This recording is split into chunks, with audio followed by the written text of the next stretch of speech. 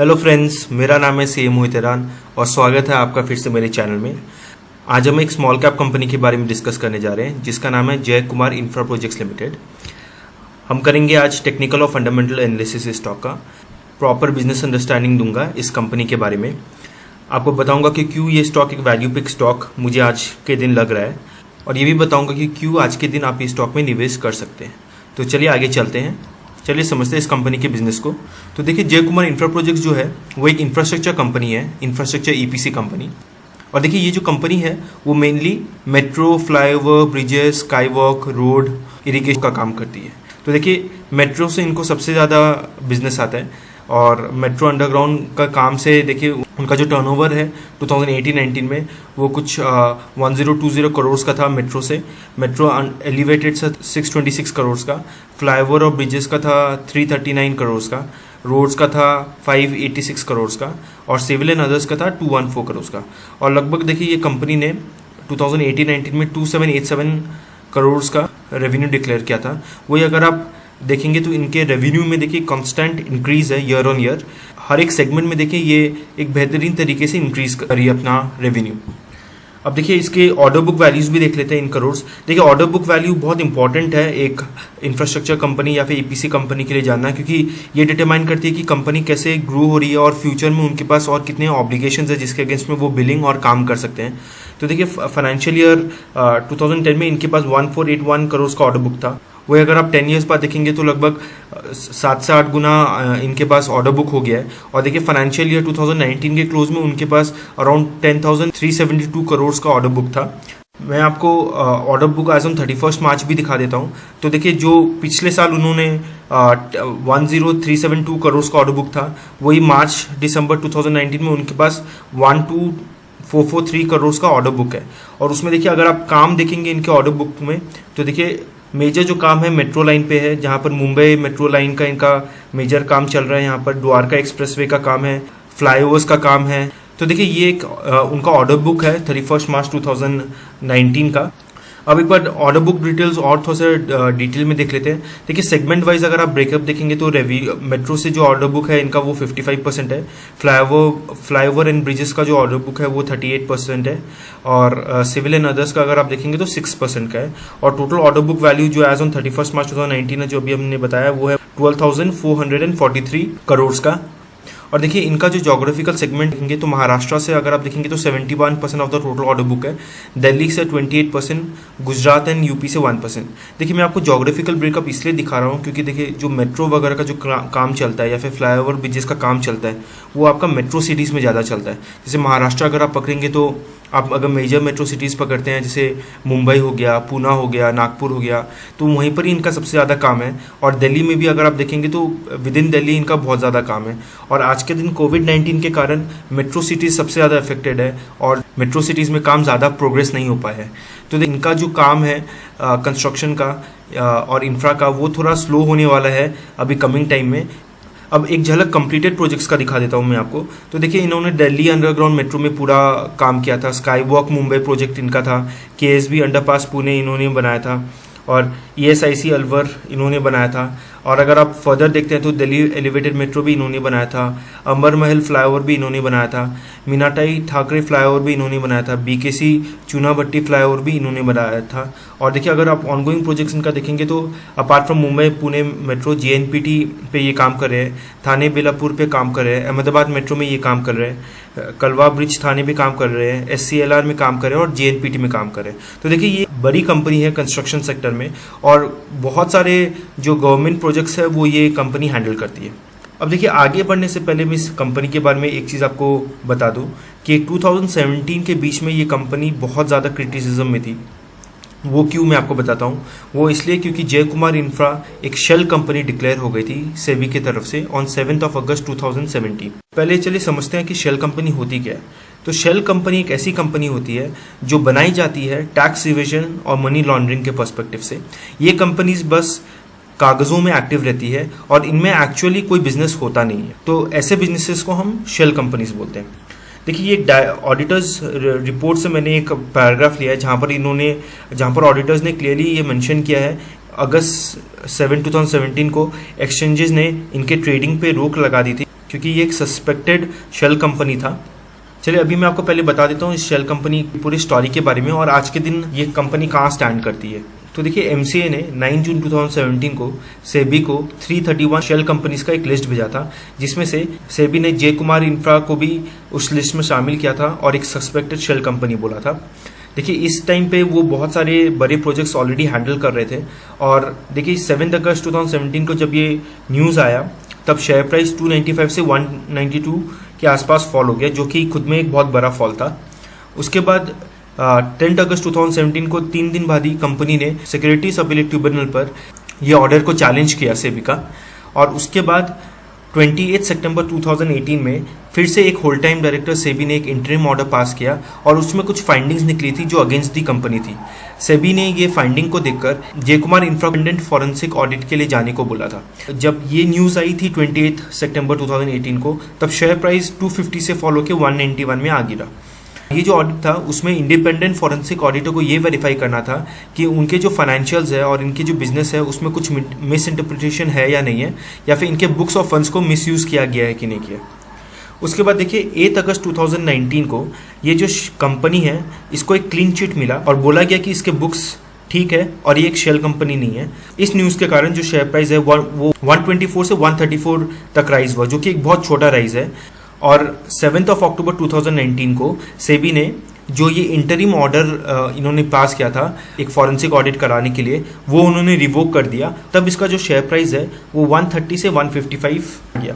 तो देखिए ये पूरी स्टोरी में ये हुआ कि जो प्रमोटर्स के क्वालिटी और इंटीग्रिटी है उस पर एक बहुत बड़ा सवाल उठा कि प्रमोटर्स सही है कि नहीं है, क्योंकि देखिए कोई भी इन्वेस्टर तभी इन्वेस्ट करते हैं जब उन्हें प्रमोटर्स पर भरोसा हो। और देखिए नेगेटिव मार्केट सेंटीमेंट आ गया था स्टॉक में, जैसे कि मैंने बताया कि जो शेयर प्राइस है वो गिरने टाइम में बहुत जोरों से गिरा, और जब ये पूरा ऑर्डर रिवोक हुआ तब शेयर प्राइस सिर्फ 10 या 12% अपसाइड दिखाया था। यहाँ पर एक बहुत बड़ा फैक्टर था कि जो बुक्स ऑडिट हो रहे थे वो प्रॉपर थे या नहीं थे। और देखिए इस पूरी स्टोरी के बाद शेयर होल्डर्स का ट्रस्ट गेन करना बहुत डिफिकल्ट हो गया था। देखिए मैंने आपको ये स्टोरी इसलिए बताया ताकि मैं अब जो प्राइस चार्ट इसका डिस्कस करने वाला हूँ उसमें जो ये स्टॉक गिरने की जो रीजंस है, वो जो फैक्टर हुई है वो मैं आपको क्लियरली दिखा सकूँ। अब सीधे चलते हैं स्टॉक प्राइस चार्ट पे। तो देखिए आपके सामने ये 3 इयर्स का चार्ट है जय कुमार इंफ्रा का। तो जैसा कि मैंने आपको बताया कि जो देखिए ये जो फर्स्ट फॉल है ये तब हुआ था जब ये स्टॉक जो है वो शेल कंपनी डिक्लेयर हुआ था, और देखिए ये जो सेकंड फॉल है ये तब हुआ था जब सेबी ने जय कुमार इंफ्रा को फॉरेंसिक ऑडिट कराने के लिए बोला था। और उसके बाद देखिए जो 2 पॉजिटिव न्यूज़ आई थी, जय कुमार इंफ्रा एक शेल कंपनी नहीं है और फॉरेंसिक ऑडिट इस कंपनी को नहीं कराना पड़ेगा, वो न्यूज़ आने के बाद भी ये स्टॉक इतना रिकवर नहीं किया है। कोविड-19 से जस्ट पहले ये स्टॉक कुछ 156 के अराउंड ट्रेड करा था, और देखिए कोविड-19 का फॉल के कारण ये 74 पर आ गया। और उसके बाद देखिए कोई शार्प रिकवरी देखने को नहीं मिला है, क्योंकि अभी तक इसने अपना मेजर जो प्रोजेक्ट्स है वो रीस्टार्ट नहीं किया है, क्योंकि वो अर्बन एरियाज़ में है और अभी तक इसलिए इसमें इस स्टॉक में कोई शार्प रिकवरी देखने को मिला नहीं है। और आज के दिन का जो क्लोजिंग है स्टॉक का वो है 75.35 का। प्राइस टू अर्निंग्स रेशियो भी देख लेते हैं। तो देखिए 3 साल पहले ये कुछ 21 से 23 के पीई पे ट्रेड करा था, और उसके बाद जब फॉरेंसिक ऑडिट की बात आई तो ये अराउंड 6 से 7 के पीई के आसपास ट्रेड करने लग गया, और आज के दिन ये कुछ 2.5 की पीई के आसपास ट्रेड कर रहा है। तो देखिए ये जो 2.5 से 3 रुपीज़ का जो पीई है वो काफ़ी लो पीई है एक ऐसे इंफ्रा स्टॉक के लिए जिसका ऑर्डर बुक वैल्यू 12,000 करोड़ से ऊपर है। अब चलिए ये स्टॉक का टेक्निकल एनालिसिस करते हैं। तो चलिए ये कंपनी का स्टॉक डिटेल्स देख लेते हैं। तो देखिए एक स्मॉल कैप कंपनी है जिसका मार्केट कैप 575.06 करोड़ है। करेंट प्राइस जैसे मैंने आपको बताया 75 से 76 के आसपास चल रहा है। ये स्टॉक का जो पीई है देखिए बहुत लो पीई में ट्रेड कर रहा है, 2.74 का पीई पे ट्रेड कर रहा है। Return on capital employed decent है 16.24 का, रिटर्न ऑन इक्विटी 11.10 का है। डेट टू इक्विटी देखिए ये कंपनी का बहुत कमती है 0.36 है। इंफ्रा सेक्टर में कंपेयर करें तो ये काफ़ी लो है। प्राइस टू बुक वैल्यू देखिए बहुत low price to book value में चल रहा है 0.33 का। पैग रेशियो देखो कितना कमती है 0.17 का। अब चलिए प्रॉफिट एंड लॉस में चलते हैं। तो ये देखिए ये इसका हर साल का प्रॉफिट एंड लॉस है। तो देखिए इस कंपनी का सेल्स हर साल एक इंक्रीजिंग ट्रेंड पर है। मार्च 2016 में 1409 का सेल था, मार्च 2019 में अगर आप देखेंगे तो 2787 करोड़ का सेल है, तो एक सब्सटैंशियल इंक्रीज है। और देखिए अगर आप ट्रेलिंग 12 मंथ्स का भी सेल देखें तो 3061 है, जो कि एक इंक्रीजिंग ट्रेंड पर है। तो पूरा सेल फ्रंट आपका इंक्रीजिंग ट्रेंड पर है। आपका ऑपरेटिंग प्रॉफिट भी अगर आप देखेंगे तो एक इंक्रीजिंग ट्रेंड पे है। इन्होंने अपना ऑपरेटिंग मार्जिन भी मेंटेन करके रखा है, अराउंड 16 to 18 का रेंज में है इनका ऑपरेटिंग मार्जिन। और देखिए नेट प्रॉफिट भी देखिए एक इंक्रीजिंग ट्रेंड पर है। और ट्रेलिंग 12 मंथ्स आज के दिन देखें तो 210 करोड़ का इन्होंने नेट प्रॉफिट डिक्लेयर किया। और अगर आप डिविडेंड पे आउट भी देखें तो देखिए बहुत ज़्यादा डिविडेंड नहीं डिक्लेयर करते हैं, पर एक constant dividend pay out ratio है इनका। अब चलिए चलते हैं इनके क्वार्टरली फाइनेंशियल स्टेटमेंट्स पे। तो देखिए क्वार्टरली भी अगर आप देखेंगे एक म्यूटेड ग्रोथ है सेल्स में, और ऑपरेटिंग प्रॉफिट में भी एक म्यूटेड ग्रोथ है। ऑपरेटिंग मार्जिन इन्होंने अपना मेंटेन करके रखा है हर क्वार्टर टू क्वार्टर।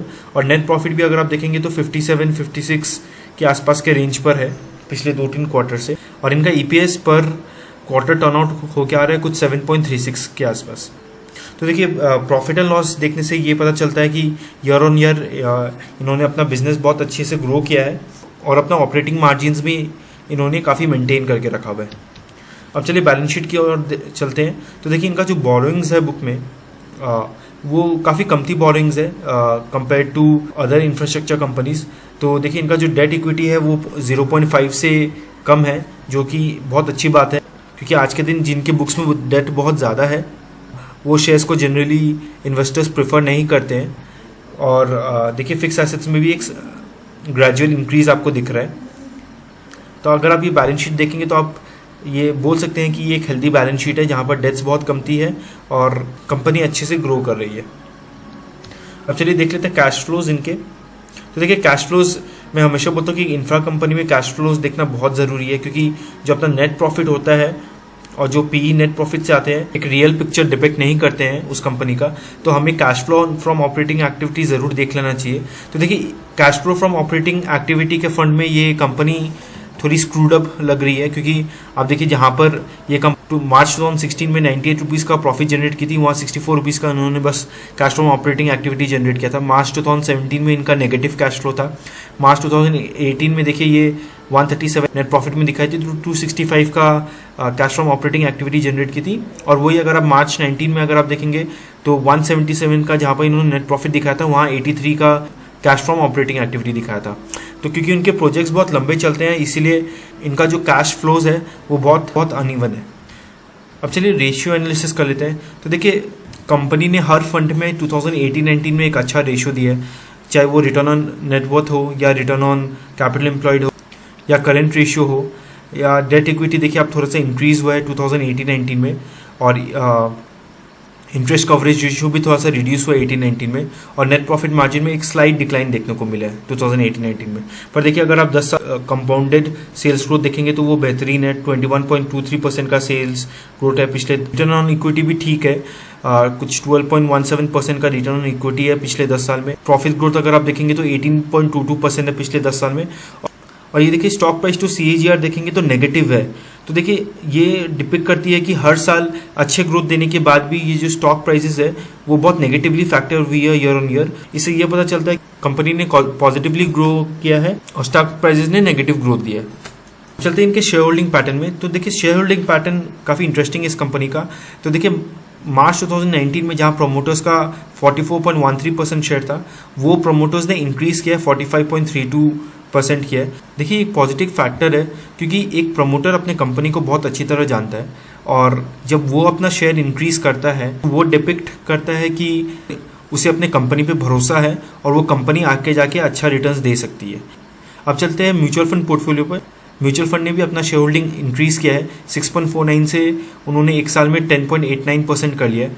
देखिए फॉरेन पोर्टफोलियो इन्वेस्टर्स जो है उन्होंने दम कर बेचा इस शेयर को, और शेयर होल्डिंग मार्च 2019 में जो 20.49% वो शेयर होल्ड कर रहे थे, वो मार्च 2020 में 9.64% उन्होंने होल्ड किया है। और देखिए पब्लिक का भी शेयर होल्डिंग परसेंटेज भरा है, 2.89% से सीधा 34.17% हो गया। और देखिए यहाँ पर अगर आप देखेंगे तो 23.33% जो शेयर्स है वो प्लेज्ड है। इतने ही शेयर्स प्लेज्ड थे आपके मार्च 19 में भी, और इतने ही शेयर्स प्लेज्ड थे आपके मार्च 2020 में भी। तो प्लेजिंग में देखिए कोई इंक्रीज देखने को मिला नहीं है अपने को। और प्रोमोटर्स का जैसे मैंने आपको बताया कि लास्ट 3 क्वार्टर्स में प्रोमोटर्स ने ग्रेजुअली अपना शेयर को इंक्रीज किया। अब देखिए ये एक न्यूज़ था क्रेडिट रेटिंग का, जो रीसेंट न्यूज़ था, जहाँ पर ये हमें देखने को मिल रहा है इनका जो इंस्ट्रूमेंट टाइप्स है, टर्म्स लोन और कमर्शियल पेपर, उनको भी एक डिसेंट रेटिंग मिला है और आप इसे एक पॉजिटिव न्यूज़ कह सकते हैं। चलिए अब देख लेते हैं कुछ स्पेसिफिक पॉइंट्स जो इस स्टॉक के फेवर में आज के दिन। देखिए पहली बात तो इनका ऑर्डर बुक वैल्यू। आप देखिए सालों साल इनकी ऑर्डर बुक वैल्यू में बहुत अच्छा ग्रो हुआ है और अगर आज के दिन अगर आप देखेंगे दिसंबर 2019 का ऑर्डर बुक वैल्यू तो वो कुछ 12,000 करोड़ के आसपास का है, जो कि एक बहुत अच्छा ऑर्डर बुक वैल्यू है। दूसरा, इनका जो P&L है वो काफ़ी हेल्दी है क्योंकि इनका इंटरेस्ट कॉस्ट है वो काफ़ी कमती है। इनका जो सेल्स है वो इंक्रीजिंग ट्रेंड पर है सालों साल, और इनका जो ऑपरेटिंग मार्जिन है वो भी वो अच्छा से मेंटेन करके रखे हैं। तो एक हेल्दी P&L है इनके पास। इनका जो डेट है जो मैंने आपको बताया वो बहुत कमती है कंपेयर्ड टू अदर इंफ्रास्टॉक्स जो इस सेम सेगमेंट में है। और देखिए इनको रिसेंटली इसी साल में एक क्लीन चिट भी मिल गया सेबी से कि एक शेल कंपनी नहीं है, और पर इस न्यूज़ के कारण जो हमें अपसाइड देखने को मिला वो बहुत लिमिटेड अपसाइड था।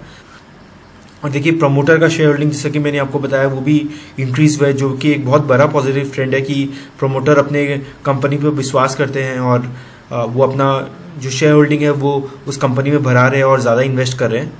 और देखिए इस स्टॉक का जो पी है वो साढ़े 2 से 3 के पी के आसपास ट्रेड कर रहा है, जो कि एक बहुत अट्रैक्टिव पी है आज के दिन। और देखिए हम ये एक्सपेक्ट कर सकते हैं कि गोइंग फॉरवर्ड गवर्नमेंट एक स्टिमुलस दे सकती है इंफ्रा स्टॉक्स को, क्योंकि कोविड-19 के कारण इंफ्रा स्टॉक्स में बहुत ज़्यादा प्रेशर देखने को मिला है। और देखिए गोइंग फॉरवर्ड हम ये भी एक्सपेक्ट कर सकते हैं कि अगर गवर्नमेंट को इकोनॉमी को लिफ्ट करना है तो वो अपना स्पेंडिंग जो है वो इंफ्रास्ट्रक्चर पे भराएगी, और जे कुमार इंफ्रा को एक अच्छा गेन हो सकता है इस गवर्नमेंट स्पेंडिंग से। और इनका जो प्रोजेक्ट्स है जो कि अर्बन सेक्टर्स में है अभी, वो अभी बहुत जल्दी स्टार्ट होने वाला, और जब इनके प्रोजेक्ट स्टार्ट होने की न्यूज़ आएंगे तो तब हमें एक अपसाइड देखने को मिल सकता है इस स्टॉक पे। अब देख लेते हैं फैक्टर्स जो इस स्टॉक के फेवर में नहीं है। एक तो मैं जैसा कि मैंने बताया कि इनका जो कैश फ्लोज है वो बहुत अनइवन कैश फ्लोज है। किसी किसी साल में इनका कैश फ्लोज नेगेटिव भी है, जो एक नेगेटिव फैक्टर है क्योंकि इनके जो प्रोजेक्ट्स है वो बहुत लंबे होते हैं, तो इसीलिए इनका जो कैश फ्लोज है बहुत अनइवन है। दूसरा देखिए मार्केट सेंटिमेंट्स बहुत ज़्यादा ख़राब है इस स्टॉक के अगेंस्ट में, क्योंकि जब एक शेल कंपनी डिक्लेयर हो गई थी ये कंपनी, तब मार्केट ने इस स्टॉक को जम के पीटा था, और प्रमोटर के ऊपर ट्रस्ट अभी तक मार्केट डेवलप नहीं कर पाई है। और तीसरा, प्रमोटर्स का जो शेयर्स है वो प्लेज्ड है, दो उनके प्लेजिंग में कुछ ज़्यादा इंक्रीज देखने को नहीं मिला है, पर फिर भी वो प्लेज्ड है तो वो एक नेगेटिव फैक्टर है। और देखिए मेजर जो इनके अभी प्रोजेक्ट्स है वो सब अर्बन सिटीज़ में है, जो कि कोविड-19 से बहुत ज़्यादा अफेक्टेड है, तो हो सकता है कि इनकी जो प्रोजेक्ट्स है उन्हें स्टार्ट होने में थोड़ा डिले हो, और वो एक नेगेटिव फैक्टर है। और देखिए कंटिजेंट लायबिलिटी भी मैं जनरली देखिए ये सब स्टॉक में दिखा देता हूँ आपको कि देखिए कंटिजेंट लायबिलिटी भी स्टॉक का अगर आप देखेंगे तो वैट लायबिलिटी के अगेंस्ट देखिए 3781 लैक्स का एक कंटिजेंट लायबिलिटी है मार्च 2019 में, और पेंडिंग लिटिगेशंस अगर आप देखेंगे तो 1049.50 लैक्स का एक पेंडिंग लिटिगेशन है इनके बुक्स में, और इनकम टैक्स का भी एक पेंडिंग लिटिगेशन है जो 247 लैक्स का है। तो जो भी कंटिजेंट लायबिलिटी बुक्स में होता है वो एक नेगेटिव फैक्टर है, क्योंकि ये एक पोटेंशियल लायबिलिटी होता है जो कंपनी को बाद में जाके पे करना पड़ सकता है। तो देखिए अब डिस्कस करते हैं कि हमें इस कंपनी में क्या करना चाहिए। तो देखिए मुझे लगता है कि ये जो कंपनी है एक बहुत लो पी में ट्रेड करी है, 2.5 से 3 के पी में ट्रेड करी है, और इसे शेल कंपनी का जो एक क्रिटिसिज्म मिला था उससे भी उसको एक ग्रीन चिट मिल चुका है लास्ट ईयर, और आज के दिन इस स्टॉक पे कुछ पेंडिंग इंक्वायरीज नहीं चल रही है। और तीसरा देखिए फ्यूचर में जो भी अभी गवर्नमेंट स्पेंडिंग होने वाला है, क्योंकि ये लार्जली इसका जो ऑर्डर बुक है वो पूरा का पूरा गवर्नमेंट को कंट्रीब्यूट होता है, तो जो भी फ्यूचर में हम एक्सपेक्ट करेंगे कि गवर्नमेंट का स्पेंडिंग होगा उसमें से एक लार्ज शेयर इस कंपनी को मिल सकता है। और जो भी आने वाली और जो भी अर्बन प्रोजेक्ट्स है अभी जो स्टार्ट नहीं हुए हैं, जैसे एक न्यूज़ आता है कि अर्बन प्रोजेक्ट स्टार्ट होंगे तो ये कंपनी में एक अपसाइड देखने को मिल सकता है। और देखिए नेगेटिव फैक्टर इस स्टॉक में सबसे ज़्यादा ये है कि देखिए प्रमोटर के ऊपर जो ट्रस्ट है वो अभी तक मार्केट फिर से गेन नहीं कर पाया है। देखिए मैं तो यही एडवाइस करूंगा कि जो रिस्की इन्वेस्टर्स है जो थोड़ा रिस्क ले सकते हैं वो इस शेयर में ज़रूर निवेश करें, और आपको एक बहुत अच्छा रिटर्न, मल्टीफोल्ड रिटर्न देखने को मिल सकता है अगर वापस से मार्केट का ट्रस्ट आता है इस शेयर के ऊपर, और रिस्की इन्वेस्टर्स इसमें ज़रूर से निवेश कर सकते हैं। आई होप आपको मेरा ये शेयर का एनालिसिस पसंद आया हो। अगर आपको कुछ भी क्वेश्चंस है इस शेयर के ऊपर तो प्लीज़ आप कमेंट बॉक्स में ज़रूर लिखें। और देखिए मैं आपको फिर से बता दूं कि आज जो भी मैंने ये बात की है वो मेरे पर्सनल रिसर्च के द्वारा मैंने ये एक्वायर किया है, तो प्लीज़ पे कुछ भी एक्शन लेने से पहले आप अपने फाइनेंशियल एडवाइज़र से सलाह ज़रूर ले लें।